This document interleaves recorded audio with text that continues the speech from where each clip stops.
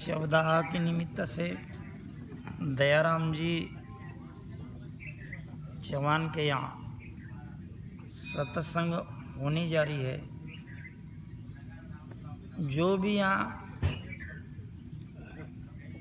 संत श्रेष्ठी पधारे हैं, राम राम रसा उनके एक आधार से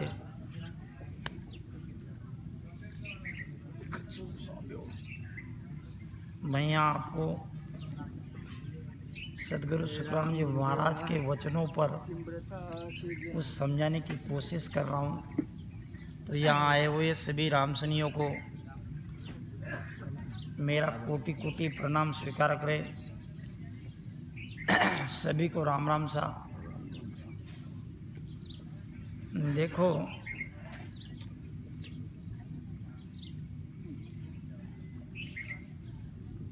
पहली बात तो चौदहवीं की है।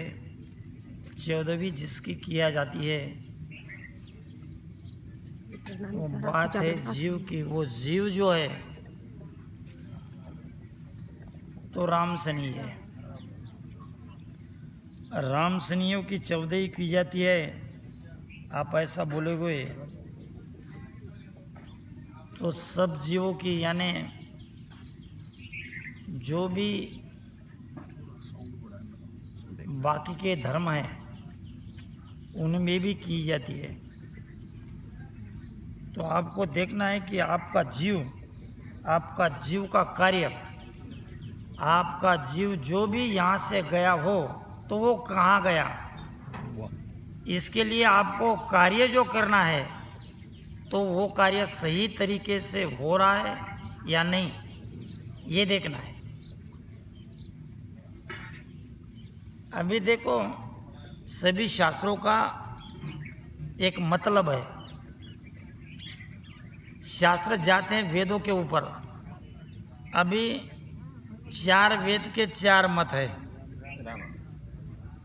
पहली बात है, ऋग कहे अगम अगोचर,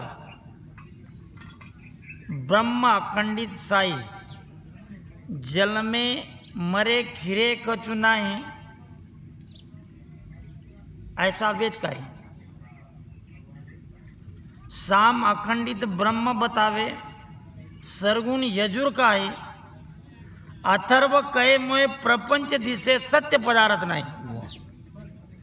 यूं वे वेद पुराण कहावे अपना अपना भाई, और 6 शास्त्र के 6 मत हुई। जीव की सोगत जाई,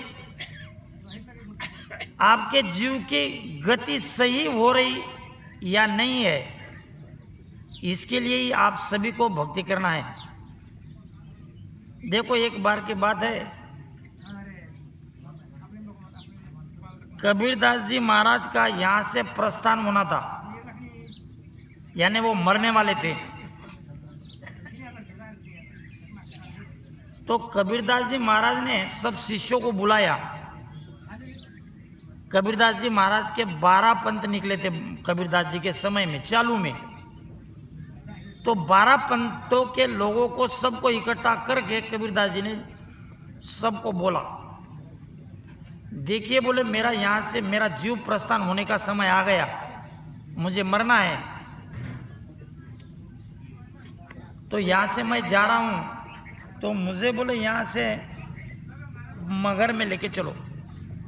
अभी उस समय की प्रथा थी, मगर में जो भी जीव इस पृथ्वी स्थल से ऊपर जाएगा तो वो गधे की योनि प्राप्त करेगा। तो सब शिष्यों ने मुंह के ऊपर उंगली दबा दी। अरे महाराज, कैसे कह रहे?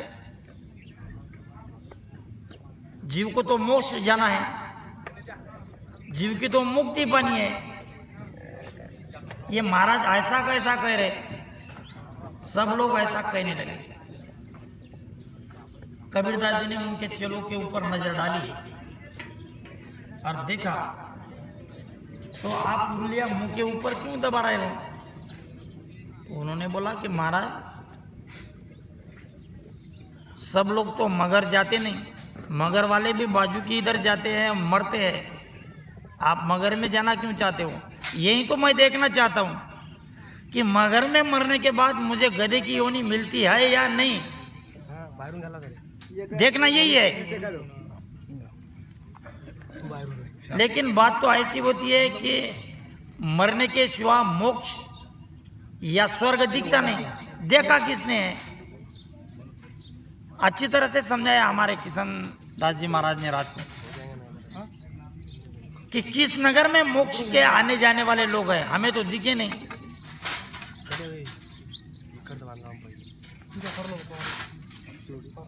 उसका अर्थ ये कि है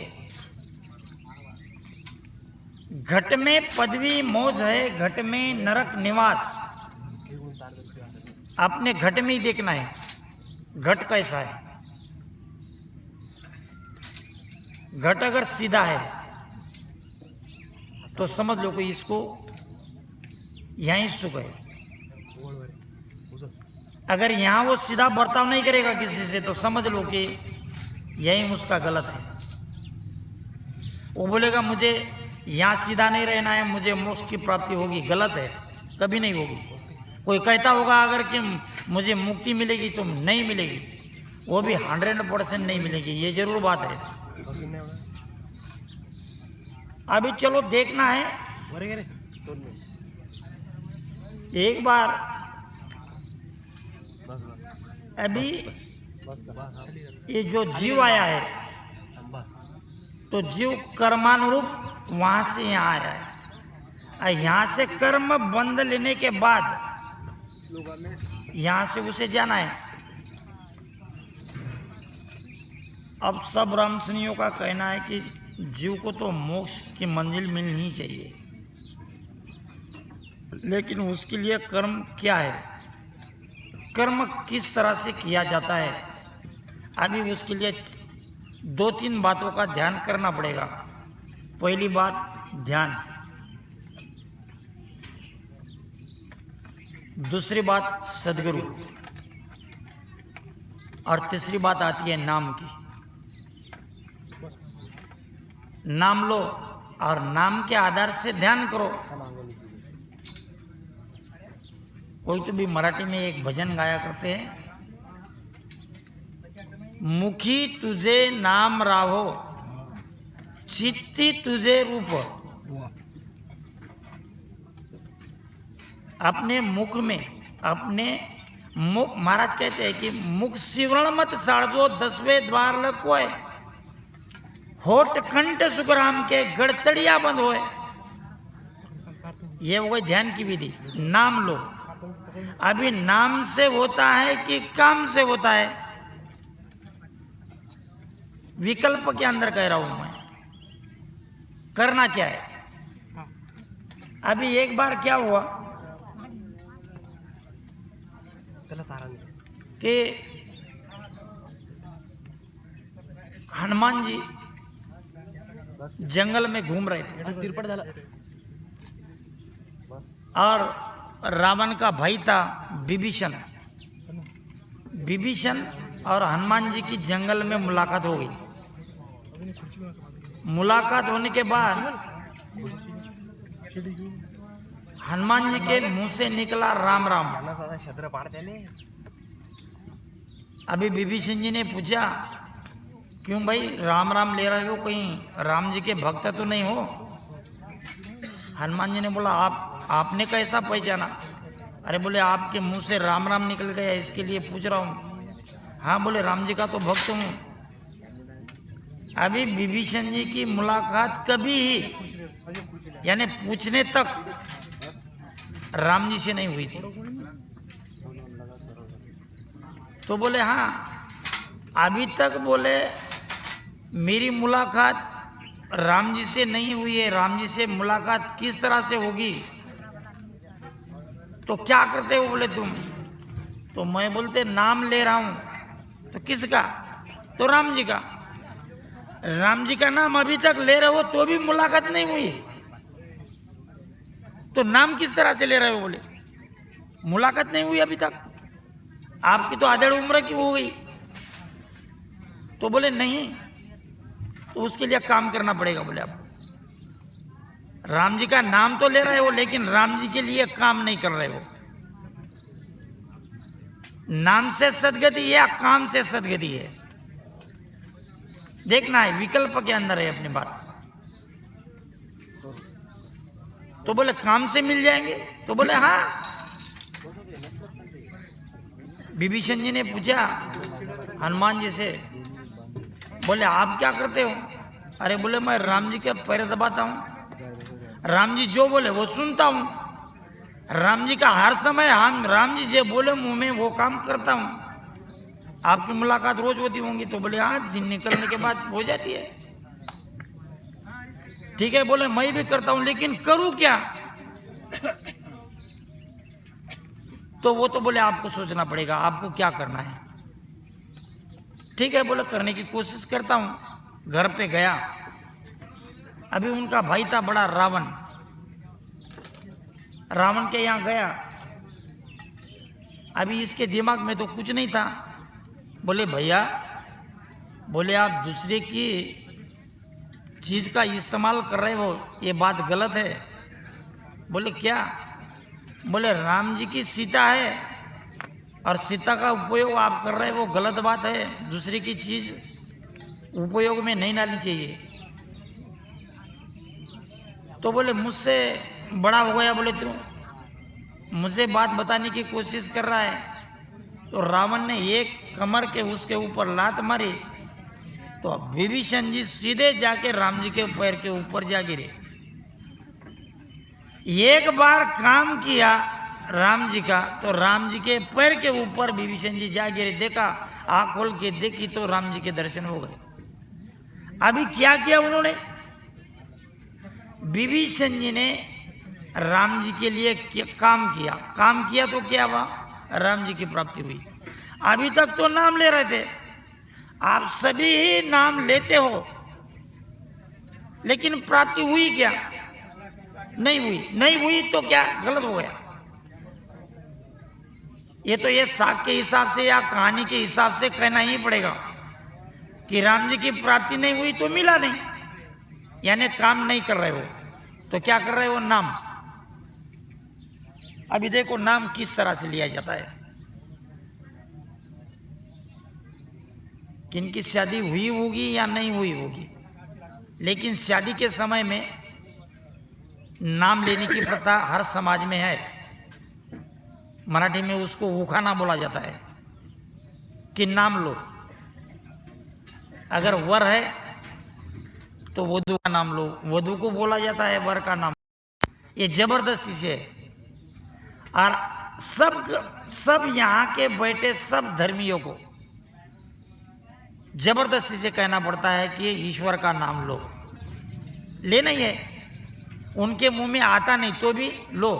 वाल्मीकि जी के मुंह में नाम आता था नहीं, तो उसने मरा मरा बोला था, लेकिन प्रैक्टिस करते करते उल्टा हो गया तो राम राम भी कहने लगे। अभी देखो नाम की महिमा क्या है, नाम किस तरह से लिया जाता है।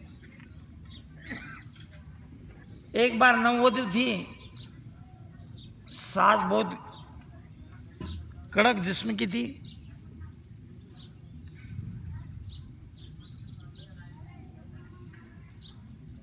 तो बहू कभी उसके पति का नाम नहीं लेती थी।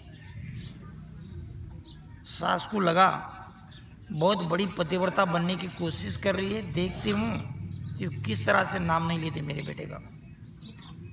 अभी तो नाम मेरे को लगाऊंगी, लेकिन बहू पतिव्रता थी। एक बार वो सास ने बहू को बोला, बेटा, बोले जा दुकान में ये चीज लेके आ। बहू ने बोला, सास जी मैं कभी दुकान में तो गई नहीं, बनिया के यहाँ लाऊंगी कैसा? नहीं, बोले आपको जिस तरह से लाते आता होगा उस तरह से लेके आ, लेकिन चीज लेके आ। एक चीज बोल दी, चीजें लेने को बहू बनिया के यहाँ गई।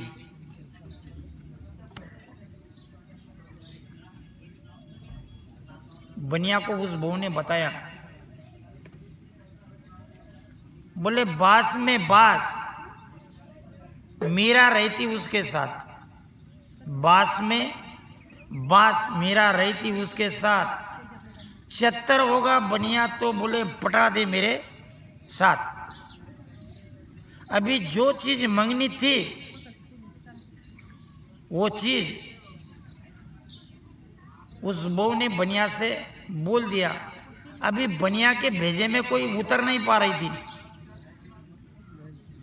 बनिया बोला हो सकता है वो चीज आपने जो कही होगी मेरे यहाँ होगी भी, लेकिन मेरे समझ में नहीं आ रही, तो करूं क्या।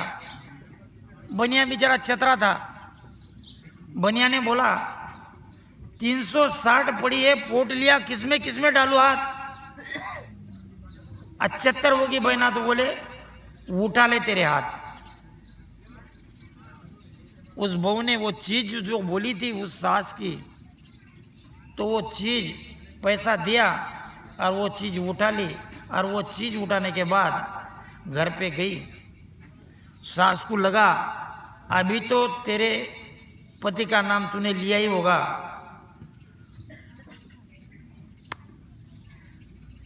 तो उसने बोला बेटा तू बोले बनिया के यहाँ गई थी। बोले हाँ, मैंने तेरे को ये चीज लाने को बोला था।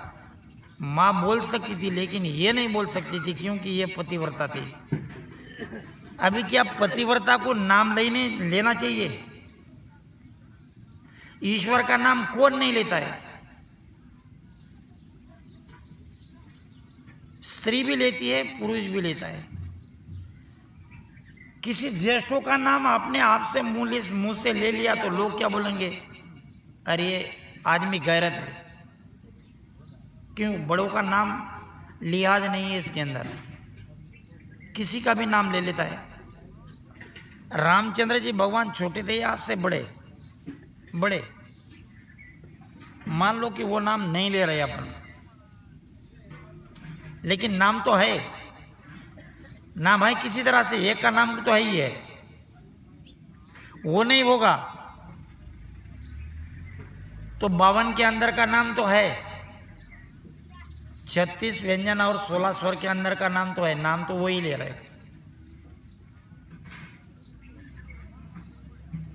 तो पतिव्रता को नाम नहीं लेना चाहिए क्या? आप अगर नाम नहीं लेना चाहते हो तो ये गलत है। नाम लेना चाहिए, क्योंकि नाम से क्या मिलता है? नाम से ही प्राप्ति होती है, नाम से ही निज नाम में जाता है। और वही नाम है। नामों में सब काम है, और काम में भी नाम है, नाम में भी राम है। अभी जो हमारी दयाराम जी की माँ थी, तो मैंने देखा है, मैं बचपन से देखते आ रहा हूँ उनको।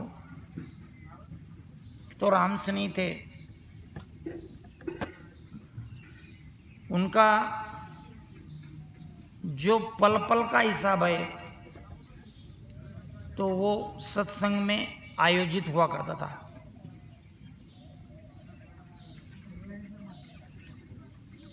अभी ऐसा जीव मैं तो नहीं कह सकता कि भक्ति के मार्ग पर गया नहीं होगा। ये भक्ति के मार्ग में उतरने वाले जीव है। इन जीव को जाना है मोक्ष में।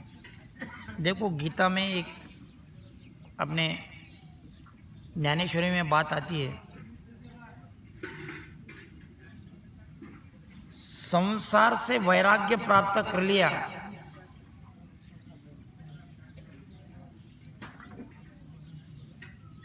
संसार से वैराग्य प्राप्त करने के बाद ईश्वर की प्राप्ति नहीं हुई, और संसार में न रहने से ईश्वर की भक्ति नहीं हुई। क्या इन दोनों बातों का जो समाप्ति का समय है तो जाएगा कैसा? अर्जुन ने श्री कृष्ण से सवाल किया। श्री कृष्ण ने बताया कि इन दोनों का जो समाप्ति का काल है वो काल मोक्ष की तरफ ही खींचता है। आज नहीं तो कल ये जाएंगे मोक्ष के तरफ ही। जो भक्ति करने वाले जीव होते हैं उसी मोड़ से, उसी रास्ते से जाते हैं भक्ति की तरफ ही। अभी महाराज ने कहा है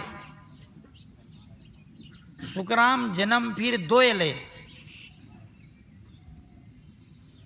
कितने जन्म?